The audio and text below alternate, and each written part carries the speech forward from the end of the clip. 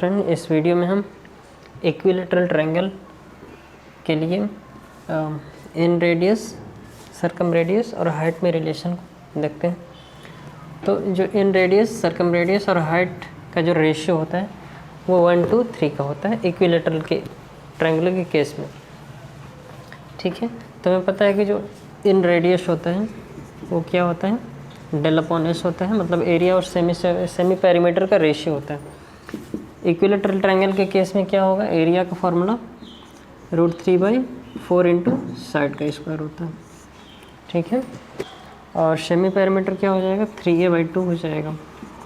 ठीक है, जब इसको सॉल्व कर लेंगे यहाँ से a से कैंसिल हो जाएगा और ये √3/4 इंटू 2/3 हो जाएगा इंटू साइड, ये इससे कैंसिल हो जाएगा। तो यहाँ पे फाइनली हमारे पास क्या आ जाएगा, a/2 √3 आ जाएगा ना। इसमें 2 √3 होते हैं तो ये √3 से कैंसिल होके a/2 √3 आ जाएगा।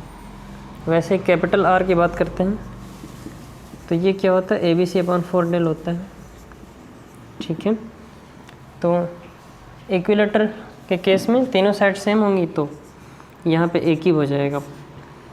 और एरिया के केस में क्या होगा, √3/4 इंटू साइड का स्क्वायर होता है, तो ये से कैंसिल हो जाएगा, a² से a² भी कैंसिल हो जाएगा। तो यहाँ पे फाइनली क्या बचेगा, a/में √3 बच जाएगा। ठीक है, अब फिर हाइट की बात करते हैं यहाँ पे। तो अब देखिए हाइट क्या है यहाँ पे, ये यहाँ से ये तो साइड, ये जो हाइट होगा यहाँ पे मान लेते हैं कि AD हाइट है। ठीक है, AD जो हाइट है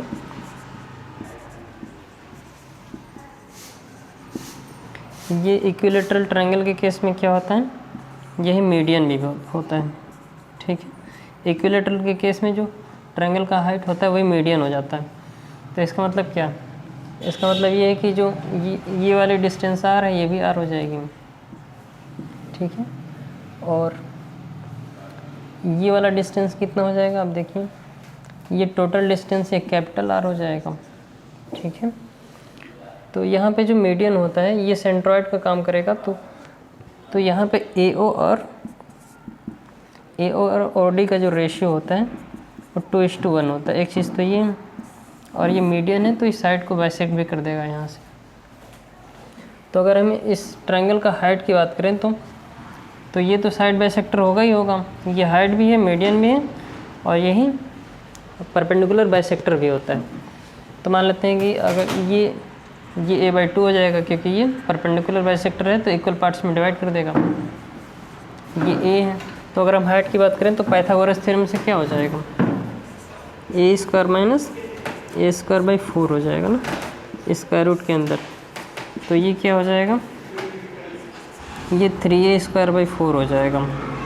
ठीक है, ये h स्क्वायर है, तो यहाँ से h अगर निकालेंगे तो क्या आ जाएगा, √3 इंटू a/2 आ जाएगा। तो ये हमारा हाइट आ गया। ठीक है, यहाँ से अब तीनों का रेशियो ले लेते हैं।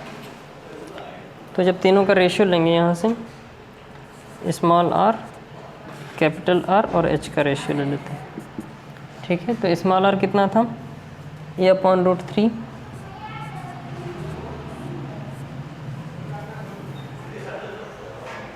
a/√3 हो जाएगा 2√3, और ये a/√3 यहाँ से भी आ जाएगा। ठीक है, और ये √3/2 इंटू a हो जाएगा। ठीक है, कुछ इस तरीके से। तो तीनों में क्या कॉमन है, a कॉमन है तो कैंसिल हो जाएगा।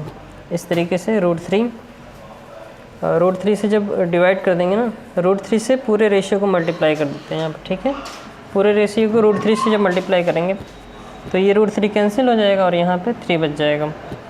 ठीक है, तो हमारे पास बचेगा क्या, R, कैपिटल R और H। यहाँ से 1/2 बच जाएगा, यहाँ से 1 बच जाएगा, और यहाँ से 3/2 बच जाएगा। ठीक है, फिर से अगर पूरे रेशियो को 2 से मल्टीप्लाई कर देंगे, ठीक है, रेशियो में कुछ भी मल्टीप्लाई डिवाइड कर सकते हैं, तो ये फाइनल रेशियो हमारा क्या आ जाएगा, जब 2 से मल्टीप्लाई करेंगे तो यहाँ से स्मॉल r कैपिटल R और h का जो रेशियो आ जाएगा वो 1:3 का आ जाएगा।